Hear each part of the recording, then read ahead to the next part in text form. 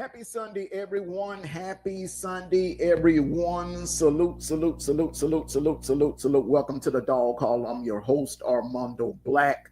Great bounce back win for my Georgia Bulldogs, for our Georgia Bulldogs. Great bounce back win. The, the offense came out in that game yesterday, jumped all over that Kentucky defense. Gunnar Stockton he played great. Was it elite? No. He made a few mistakes. He threw his first interception of the season. The defense still needs some work. We're going to discuss that. But all in all, the Georgia Bulldogs did what they were supposed to do against that Kentucky team, which statistically, like I said, throughout the week last week, Kentucky is the worst team in the SEC, pretty much probably one of the worst teams in the nation, statistically. But that's over with. Kentucky, we took care of business. Georgia did what they were supposed to do. They took care of business. Kirby was even able to get in some young players and get them some PT time on the field. So now it gets serious. It gets real. We are in the month of October. We are in, which pretty much is the most important stretch of the season. Because these next few games is going to determine Georgia's season, especially the next two games. They're going to determine Georgia's playoff chances. As a matter of fact, by this time, in 2 weeks, 2 Sundays from now, we'll pretty much know if Georgia is getting anywhere near close to the playoffs this year. So let's talk about it, everyone. Get your popcorn ready.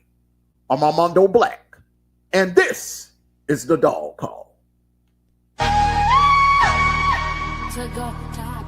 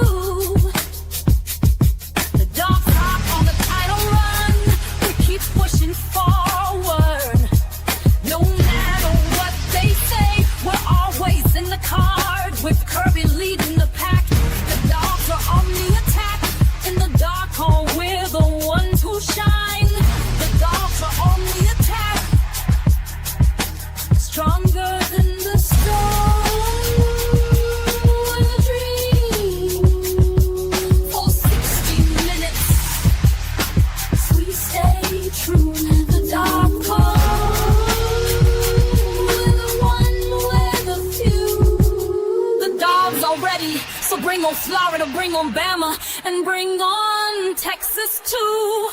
We stay true, the Dogs stay true. We're the one with a few. Go Dogs, I'm playing on Florida.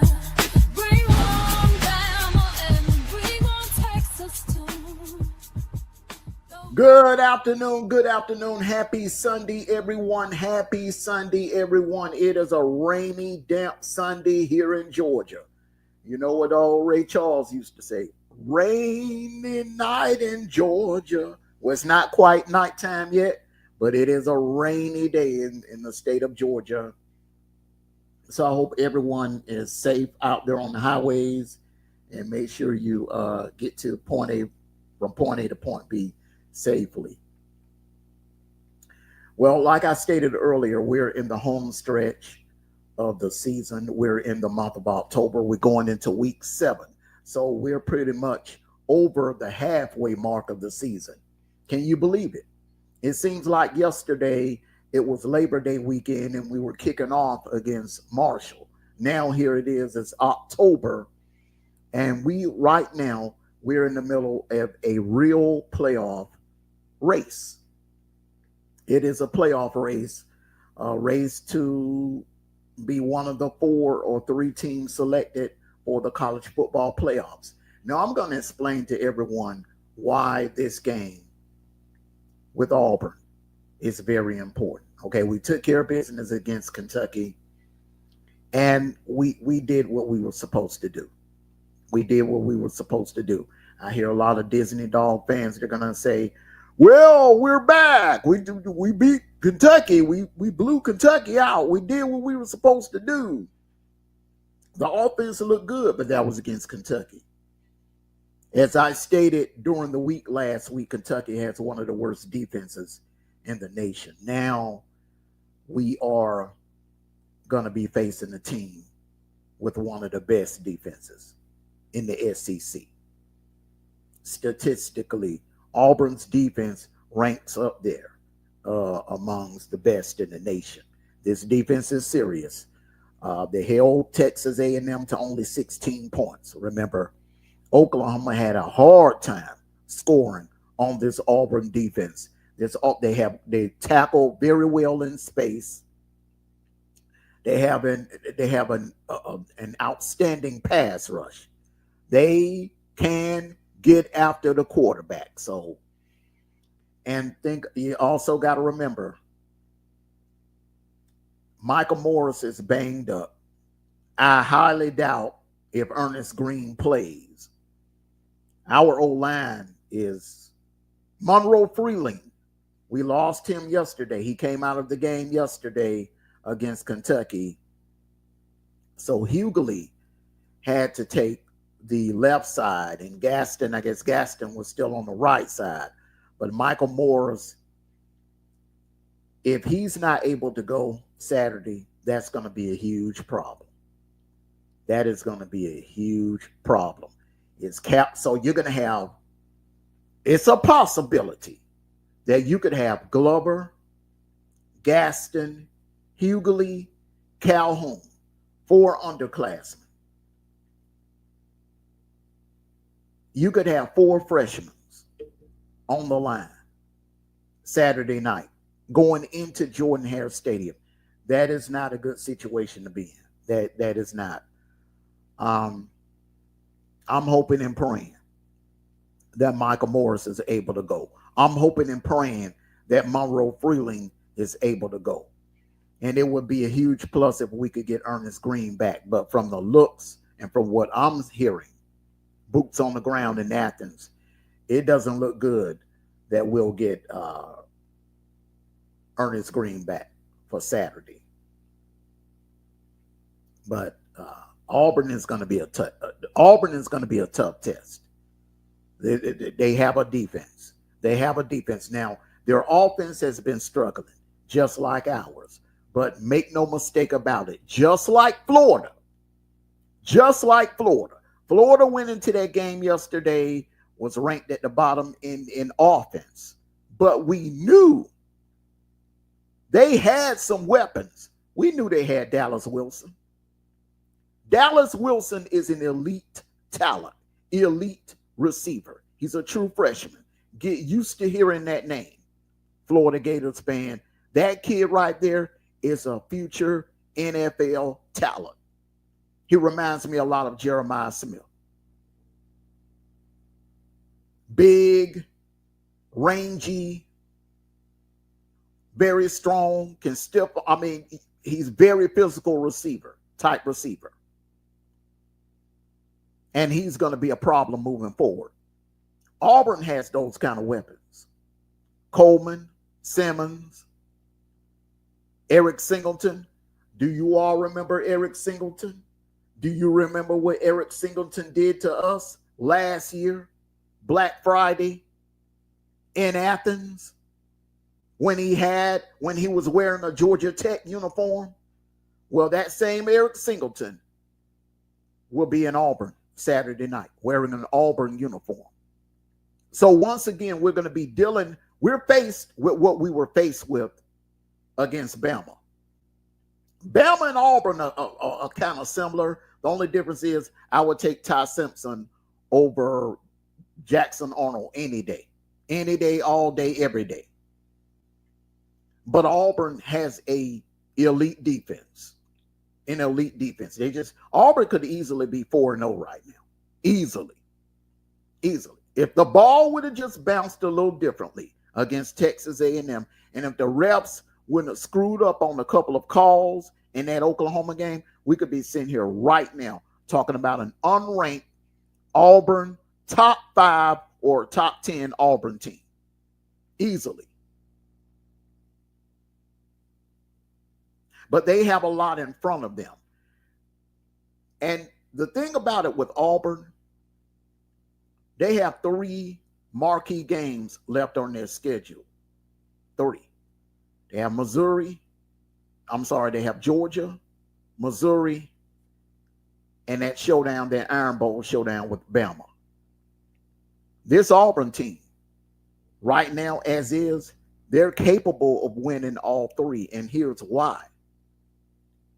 That Texas A&M team that they held to 16 points, a lot of sports analysts are picking Texas A&M, that same Texas A&M team, to win the SEC. A lot of sports analysts are saying that Texas A&M right now, from the eye test, looks like the best team in the SEC.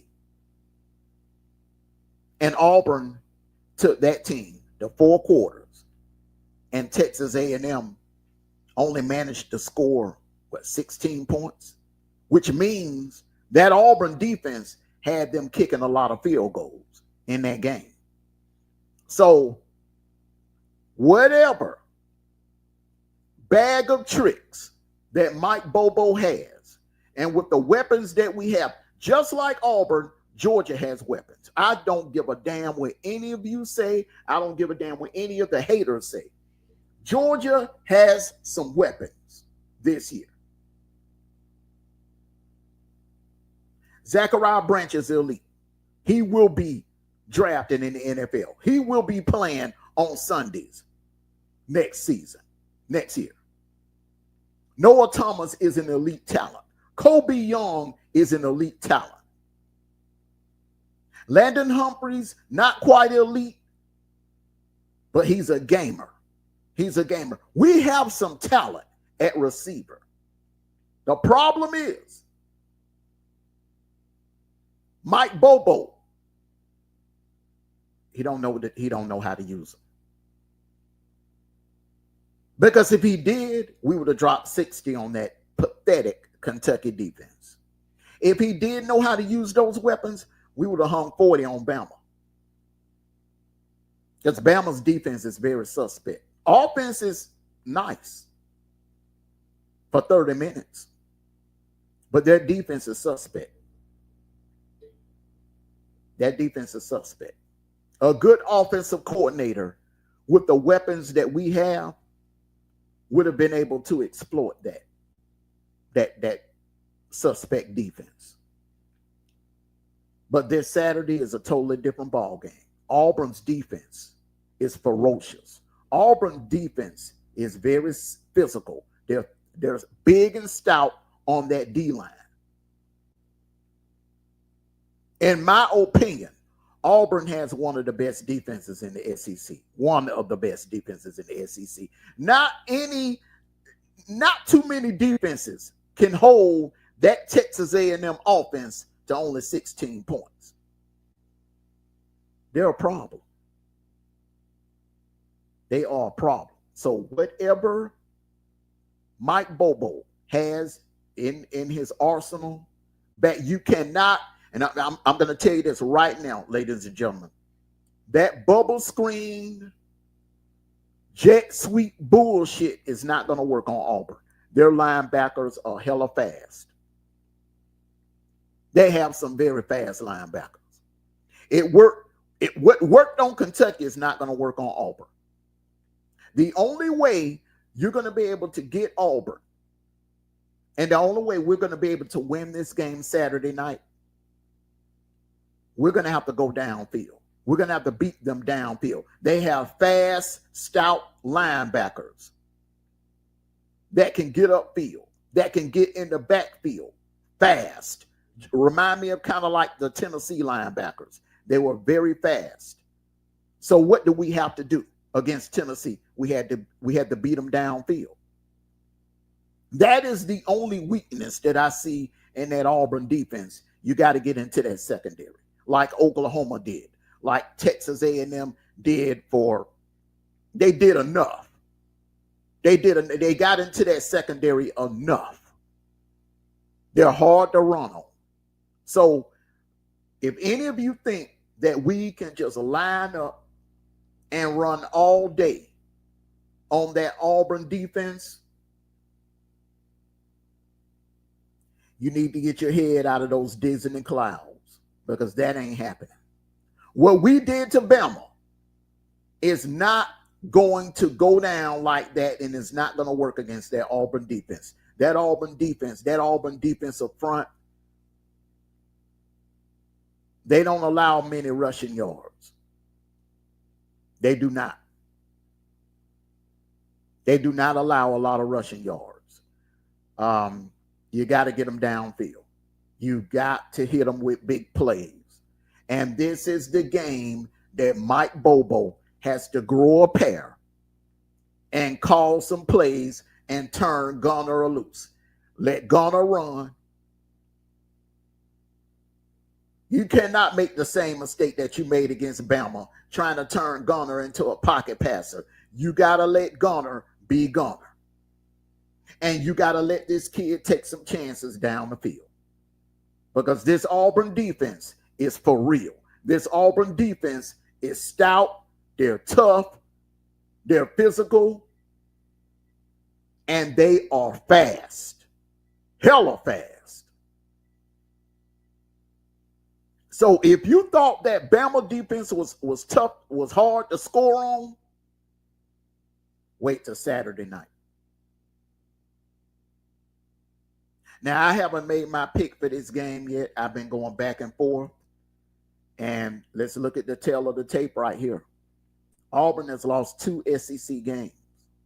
2. And they were both very close losses. We have a close loss to Bama. We have a close win against Tennessee and a blowout win against Kentucky. We could easily be sitting here 1-2 in the SEC. We could be in the same boat as Auburn with 2 SEC losses easily. We also, just like Auburn, could be sitting here 3-0 in the SEC, undefeated. Even though Auburn is unranked, make no mistake about it, this team is a hell of a lot more talented than what their record states. If you don't believe me, go pull up the film. Go watch the playback of that Oklahoma game. Go watch the playback of that Texas A&M game.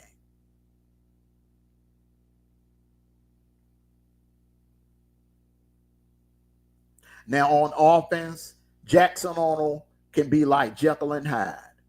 He's been struggling lately, but who's to say he don't come out Saturday night and get in the zone?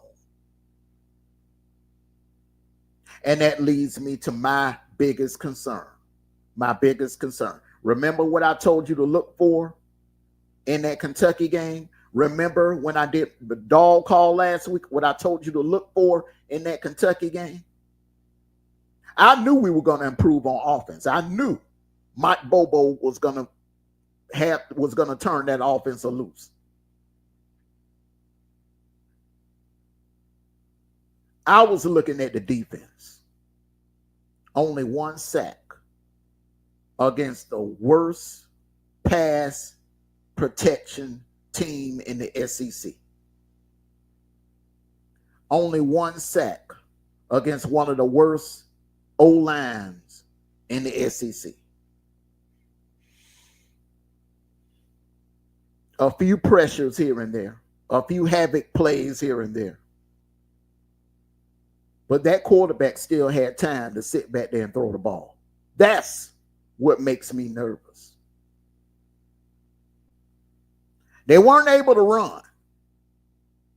See, the Georgia run defense has been magnificent this year. The problem is that pass defense and that secondary. Kirby got to make his mind up what the hell he's going to do with Ellis Robinson.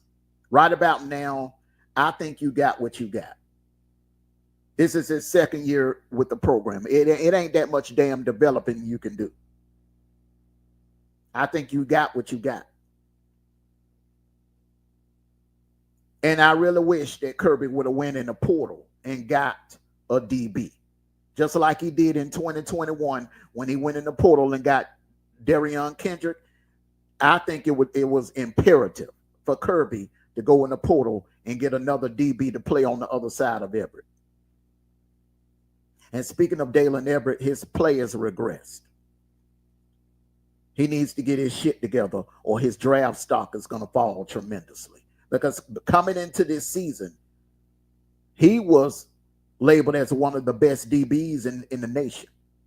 Hell, he was on Mel Kiper's board, first round board. And his play has regressed.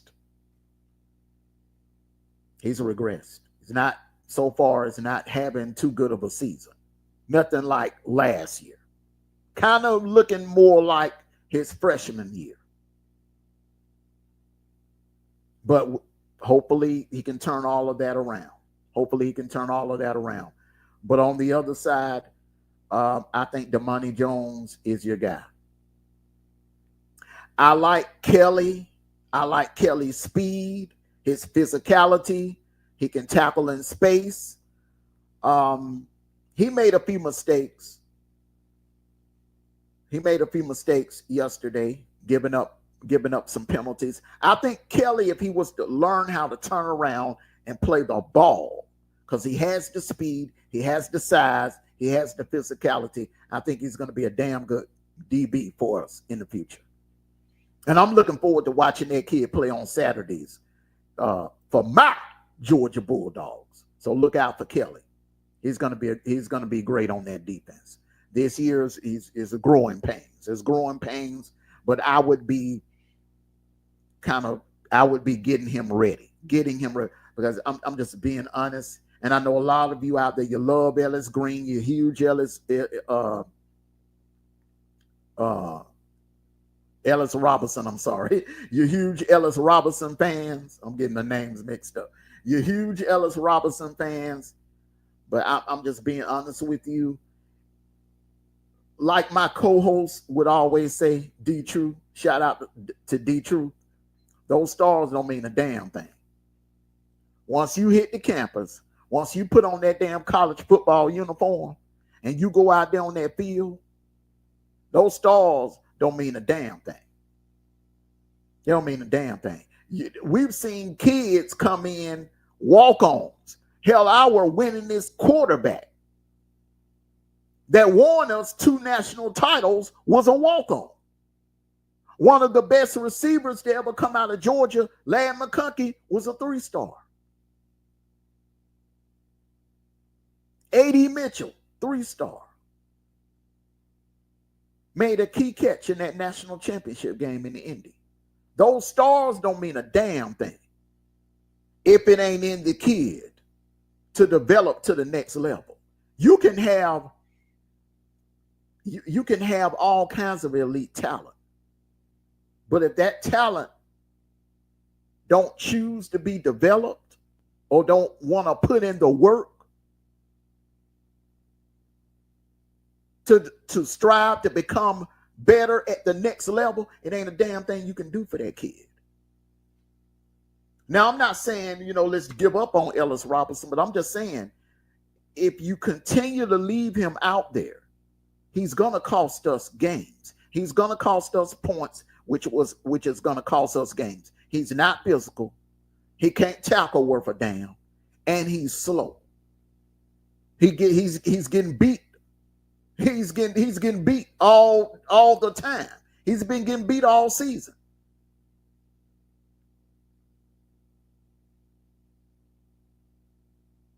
Damani Jones is the more physical cornerback. He's the more physical cornerback. I'm not saying he's elite. He's no Eric Stokes. He's no Tyson Campbell. He's no Ringo.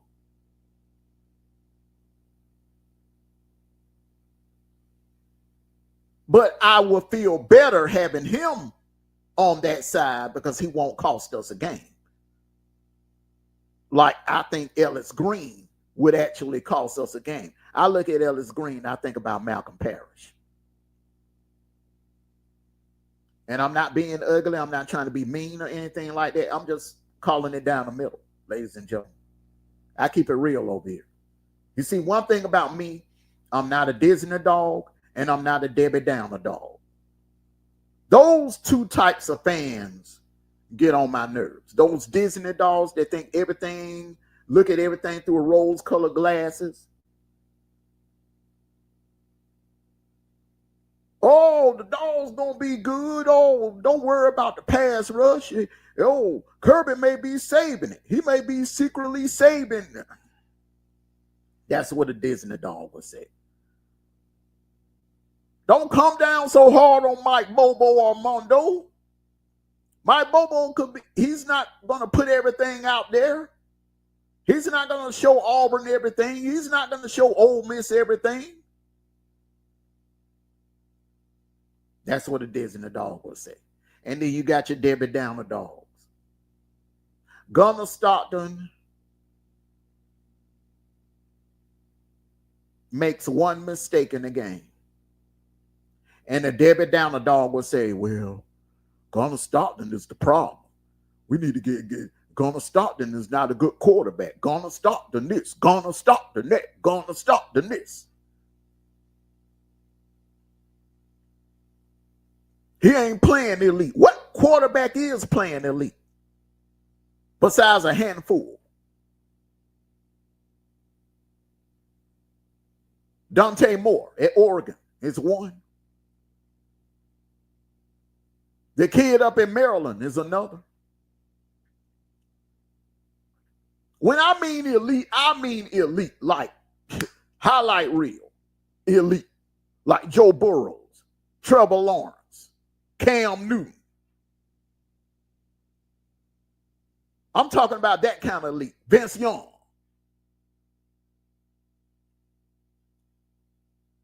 See, some of you definition of elite is different from mine.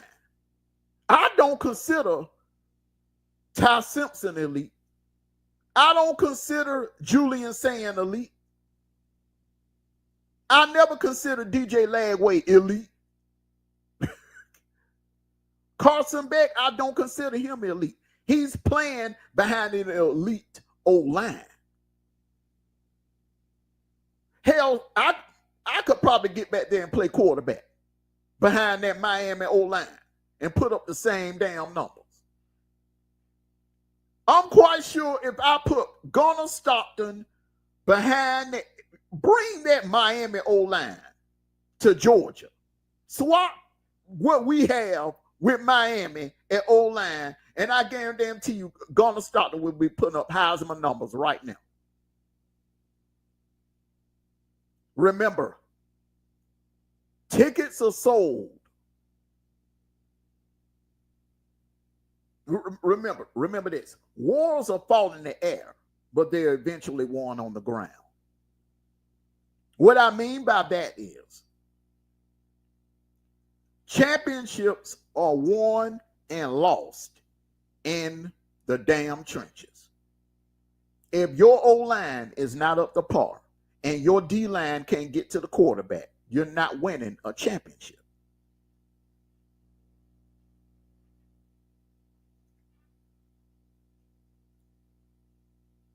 When I think about elite, I think about what Cam Newton did for Auburn back in 2010. Can none of you name two other players that went to the NFL off of that 2010 undefeated national championship team? You know why? Because it was all about Cam Newton. He took that team to a whole nother level. He put them on his shoulder and carried them to a national championship. That's elite to me. See, some of you got different definitions of elite. You think just because a quarterback on one given night, he put up 400 yards and run for a couple of touchdowns, he's elite. No, I'm talking about consistently elite. I'm talking about taking a team and carrying them to a national championship. I don't see no team in the nation that has that. Not even Dante Moore. Dante Moore needs a Robin.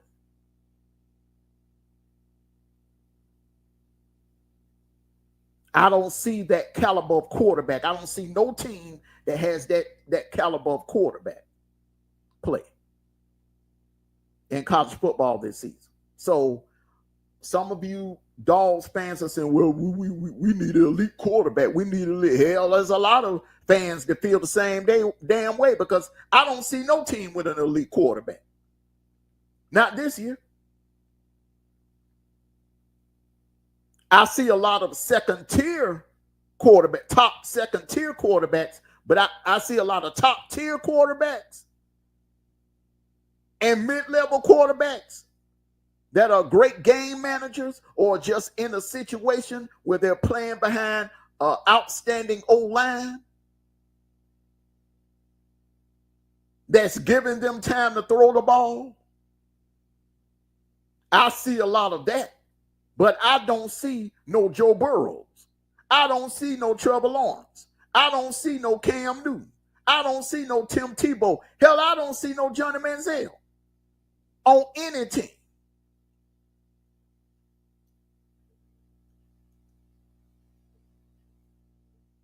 But I like to just, I like to move around through the fan base and hear both sides. I'll go listen to a couple of dogcasters that I know that are Disney dogs and just sit, listen, take notes. And then I'll go listen to a couple of other dogcasters that are just Debbie Downers, always talking down on the team. Some of y'all, I can't tell if you really are Georgia Bulldog fan or not. But over here in the dog call, I call it down the middle.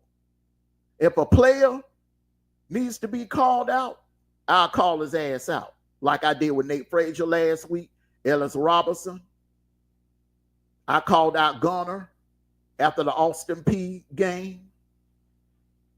But when they do good and when they play a decent game, I'm going to also speak on that. I'm not going to just come on here and speak on the positive all the damn time.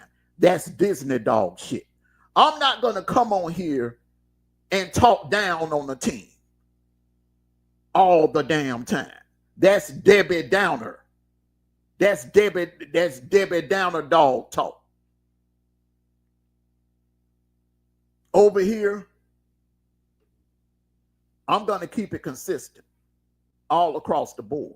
I'm going to tell you what it is. And all of that talk about, well, we need an elite quarterback and Gunner is not elite, Gunner is not this, Gunner is not that, Gunner is not elite Gunner. I heard the same shit about Stetson during the 2021 season. The same damn thing. You know where else I heard that a lot from? Ohio State fans last year about Will Howard. After the Oregon loss. After they went up there and lost to Oregon. Oh, Will Howard's not elite. We need another Dwayne Haskins. But Dwayne Haskins, God rest his soul, did not deliver a national title. Justin Fields did not deliver a national title to Ohio State. C.J. Stroud was elite. He did not deliver a national title to Ohio State. Who did? A game manager that knows how to run the offense. That I know of, Georgia has, in my lifetime, I've seen my Georgia Bulldogs win 3 national titles. And out of the 3, it was no elite quarterback under center.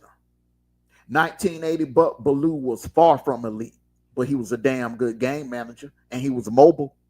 He could extend drives. He complimented Herschel Walker, because sometimes you thought Herschel was going to, he was going to pitch it to Herschel. He would keep it, tuck it. He had the ability to tuck and run and get a first down. That's what Buck Bellew brought to the table. And that also brought a 12-0 national championship season. Fast forward to 2021 and 2022. Stetson Bennett was far from elite. But what he was a great game manager that had wheels, that was quick, that was fast, that could manage the offense. And that brought us a national title.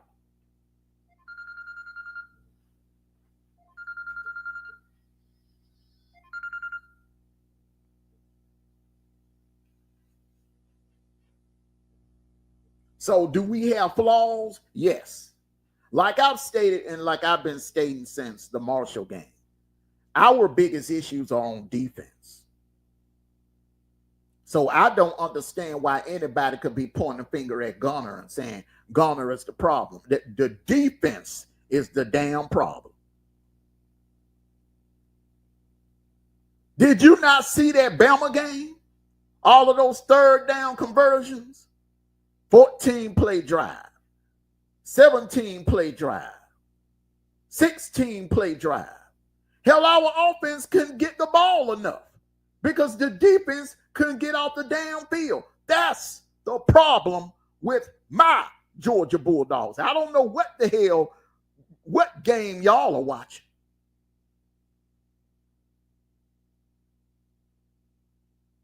To insinuate that Garner is the problem. I don't understand it.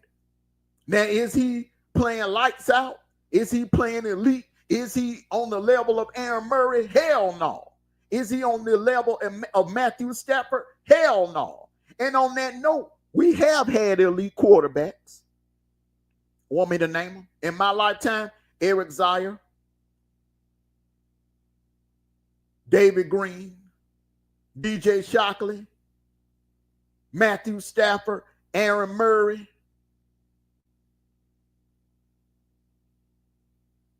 What did we win with either of them? Did we win a national title with Eric Zier? No. Did we win a national title with David Green? No. Did we ever win a national title with DJ Shockley? No. Did we ever win a national title with Matthew Stafford? No. Hell, we didn't even win the SEC with Matthew Stafford. But he was elite. He was elite. That's what you call elite. Super Bowl MVP. Went on in a future Hall of Famer. But we didn't win shit at Georgia. When he had a Georgia Bulldog uniform on. Aaron Murray was elite. Still holds some SEC passing records. We didn't win a damn thing with him. Nothing but the SEC East. A couple of SEC East titles, 2011 and 2012.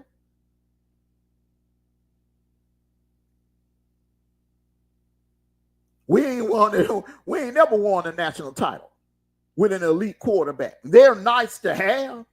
I enjoy watching Aaron Murray throw 60-yard bombs down the field.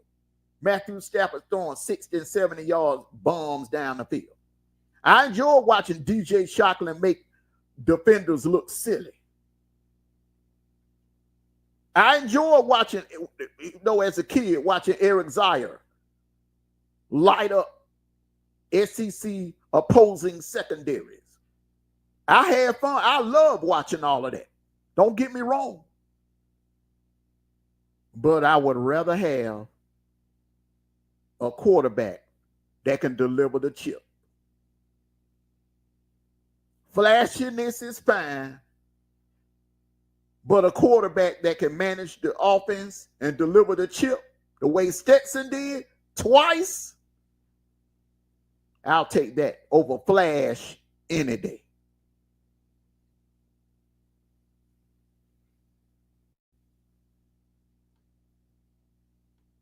But the offense is coming along. The offense is improving.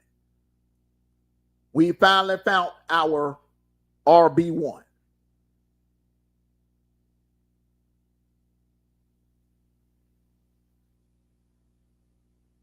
Bowens is the guy. Bowens is the guy. Followed by McCray. Nate Frazier had a good game yesterday. You know, if he could just stop his fumbling issues, that kid would be an All-American. Could be next year, around this time, we could be talking about a Heisman campaign for Nate Frazier.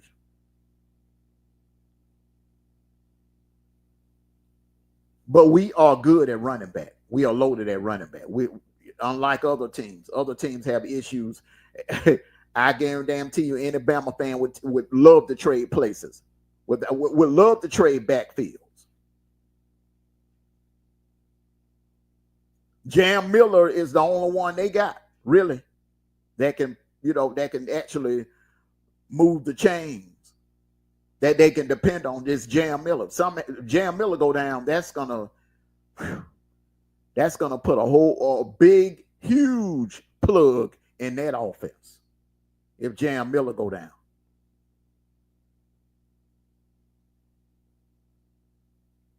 So, do we have work to do? Does this team have room for improvement? Hell yes. There's a lot of room for improvement. But it could be worse. Could be Penn State. You want to talk about, elite players? Look at Penn State. They're full of elite players. Full of them. Full of elite talent. Just ain't translating to the field. They've lost 2 games. And they still have to play Ohio State. Remember, that was the only game I had them losing. I had them beating Oregon, and UCLA, I had them blowing UCLA out. That wasn't even one of our picks on the kickoff show yesterday. So that tells you how relevant UCLA has been. They've been getting blowed out all season.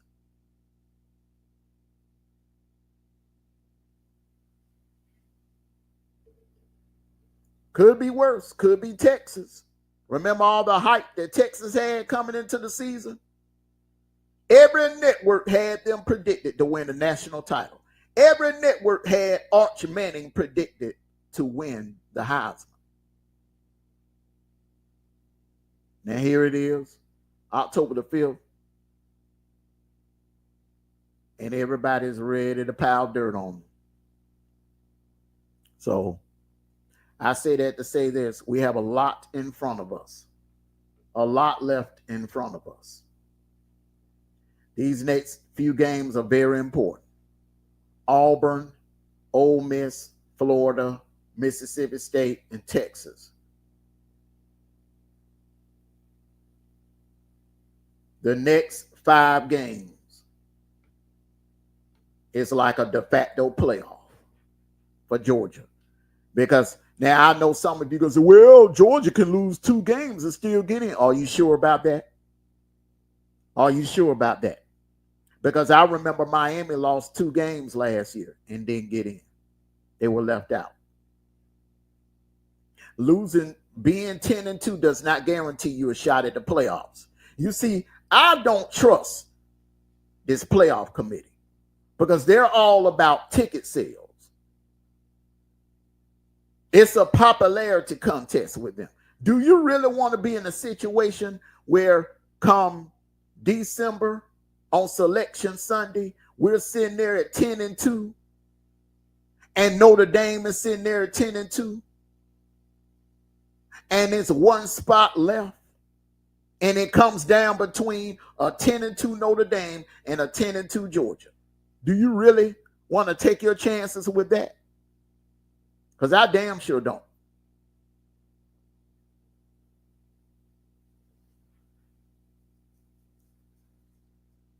Or to be sitting there 10-2 and Michigan is 10-2. Come on now. Do you trust that committee to make the right decision and put the best team in there? We need to be perfect the rest of the way. We had one hiccup against Bama. We don't need any more hiccups. We need to take care of business. I don't trust 10-2 right now. I don't. Because when you lose that second game, you're putting your fate in the hands of a committee. All they thinking about is this right here.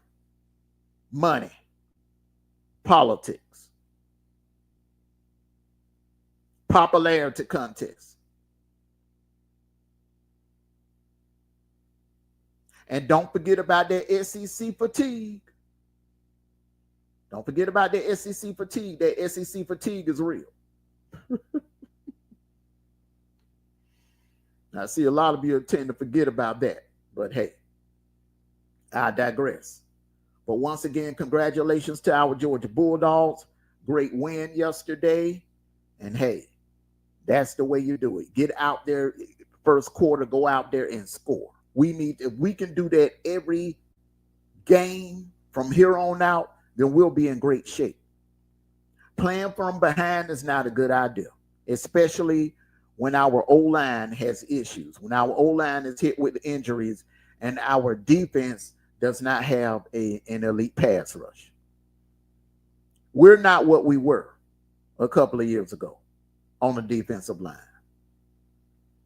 So the offense is going to have to step up. Mike Bobo is going to have to call plays, and we're going to have to put points on the board to help out the defense. They did a great job against Bama. Great job against Bama 2 weeks ago, holding them scoreless. But do you really want to take that chance moving forward? Being down at halftime by a couple of touchdowns and putting everything all on the defense, that's not a good idea. We need to be more balanced. And that means Mike Bobo and that offense is going to have to be a lot more aggressive moving forward in the next 5 games that I just showed you. And it's going to have to start Saturday because that Auburn defense coming out there with those little bubble screen, vanilla, all of that vanilla play calling is not going to work against this Auburn team. It's not. It's not going to work. And on that note, everyone, I want to thank you all for coming out and joining me on this Sunday. Peace and blessings to you. Hey, like I said, it was a great win. It was a great win, but hey, we have a lot in front of us. A lot more in front of us. We got Auburn. It's Auburn week. And just like Tennessee, Auburn has a Georgia problem, and they want to end that Georgia problem. So, everyone, get your popcorn ready. Enjoy the ride, because this is a playoff race, and we're in one right now. Everyone, thank you all. Enjoy the rest of your Sunday. Take care of yourselves and each other. And like I always say, no matter what, go dogs. Sick 'em. Woo, woo, woo, woo, woo, woo, woo, woo.